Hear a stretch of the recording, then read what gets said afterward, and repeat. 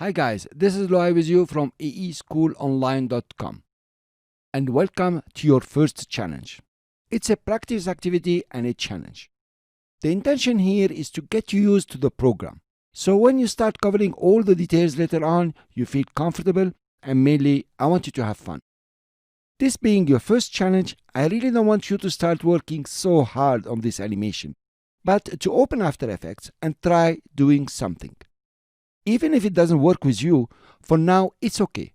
As long as you have tried, for me, this practical challenge is done. You have achieved it.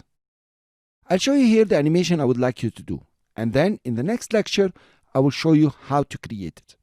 Let's play the animation by pressing on the spacebar and see what's it all about. Here you are. So actually it's a very simple animation here. I will click on the time indicator and scrub through very slowly to show you how it's done. So first, you need to bring in your video. Remember, you right click over here in the project panel and say import file and go fetch a nice video. Or you can use from the one you have downloaded. Then you have to create your shape layer. Remember, we used the shape tool here. Then you create both text. Here you are. So now you have completed the design. After that, you want to start animating. And remember, to start animating, use the stopwatch.